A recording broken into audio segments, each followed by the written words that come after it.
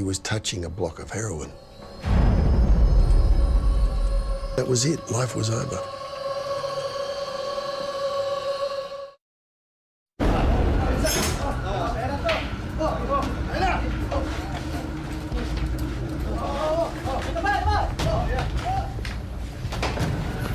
They started to undo my shirt. It was only then they realised how much heroin I was actually carrying. Now they were all excited.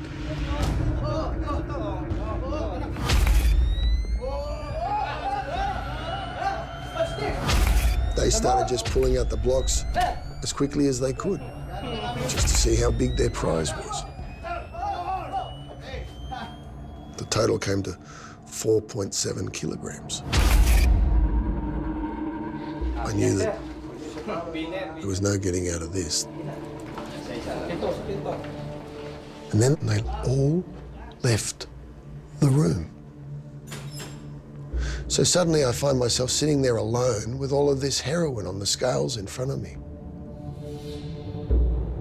I knew that there was no getting out of this. I knew that my life was over. There wasn't going to be a wedding, there wasn't going to be any money, there wasn't going to be any success, there wasn't going to be anything anymore. It was all gone. Right then, right there, I knew exactly what I had to do.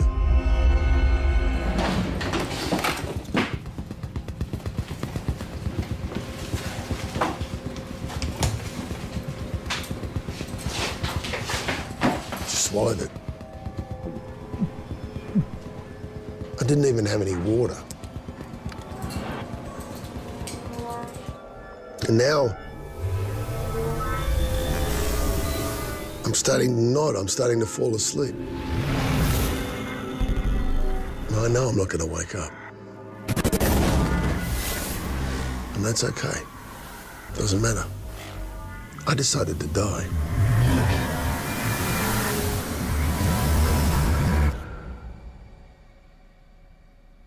Hey, you sleeping? Wait, Red. The guards decide it's time to take me to the police station. Come on, up.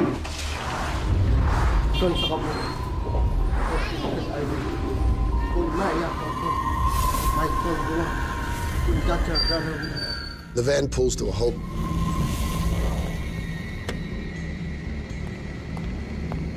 One of the police opens the door on the minivan. And at that exact instant, I vomit all over him.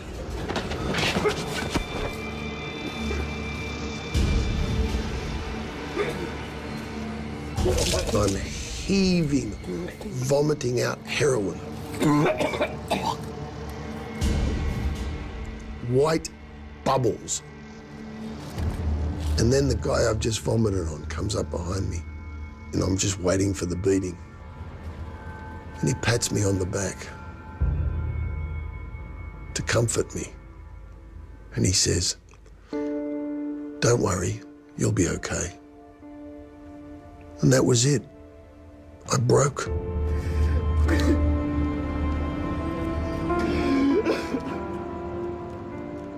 I broke like a little girl. He broke me by being kind to me.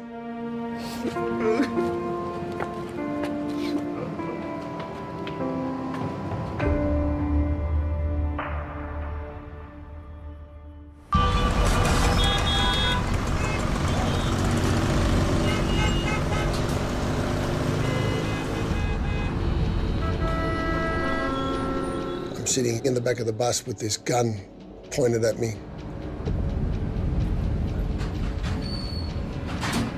But after about half an hour, we pulled up outside a big metal door. Didn't have a clue where we were. Down, down.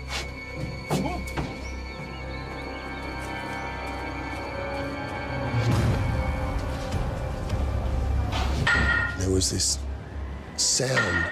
The sound of chains clanging. You see people with these huge leg chains. I remember thinking, what kind of criminal gets chained like this? I was about to find out.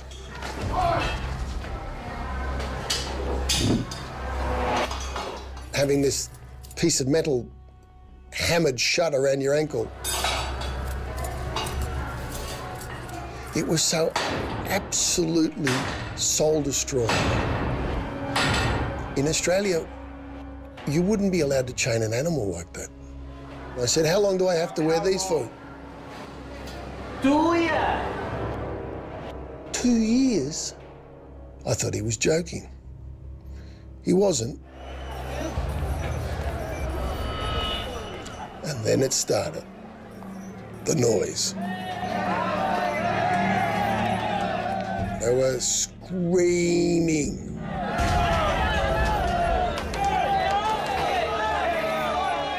Yelling, screaming and shouting.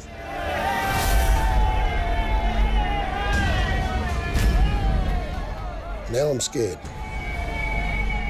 It's a lot of people. So I was pushed into the room and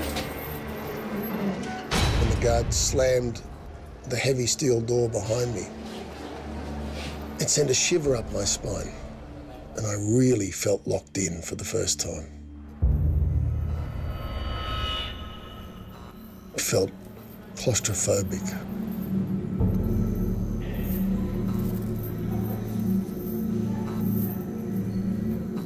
And the only space in the room was a space between everybody's feet. The floor was covered in so many years of grease and human sweat that it felt like it was covered in rubber. I'd never seen a place so filthy. The stench was unbelievable. Surrounded by all these people, all these strangers. How was I going to live?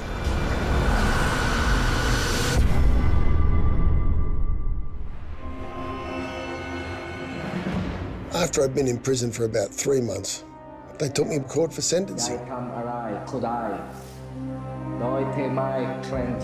The judge was talking and talking. Everything was in Thai. I was getting very frustrated. I want to know what's happening to my life. And then the judge says, 40 years. 40 years in prison. It was just so huge. I couldn't understand it. I couldn't comprehend it. To do 40 years, to get out as a 66-year-old man, how could I do that? How could anybody do that?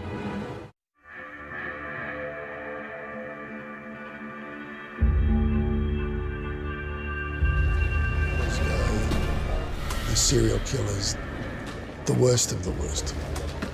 I just arrived, but you could tell that there was an organisation at play. Everything had to go through the guards, even your drinking water. I'm thirsty. Can I have some water? Morning. The only thing I had was a pair of shoes.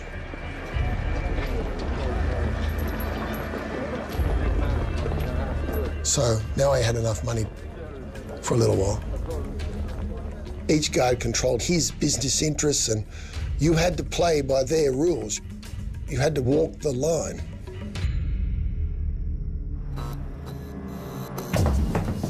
The guards had several swift ways of dishing out justice. One day, more guards than normal came upstairs. They called for one of the prisoners to come out. This prisoner had allegedly brought in some drugs. He's got his hands together and he's pleading with them. They just started kicking him in the face. The guards were sending a message. This is what will happen to you if you don't comply. If you want to do anything in this prison, you will come through us. It was a sharp education. They were as bad as any of the prisoners in there. or worse.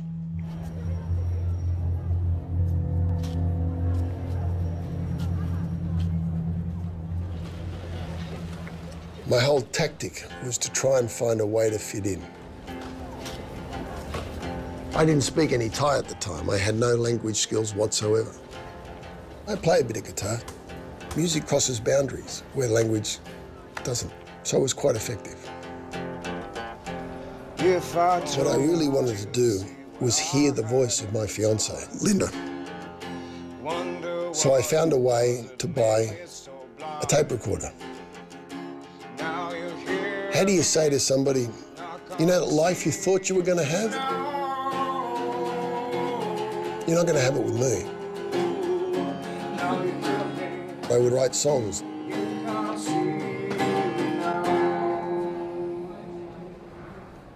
I'd been sending them for a while and hadn't received one back. But then one day the guard walked in and said, "Hey, you, come. This will not allow, just once." Thanks. I started to listen.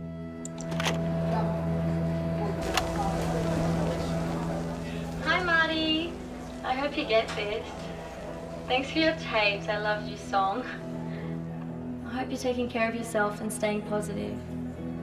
I can't even imagine what it's like in there. And I remember just crying, just listening to the sound of my fiancée's voice. Stuff working. I spoke to your mum. She sends her love. I knew she wouldn't wait. She was too beautiful and too young. It was only a matter of time. Not much going on, you know, just the usual boring stuff working. She said she'd met someone and they were going to make a life of it. But I know you'll be all right. Bye for now.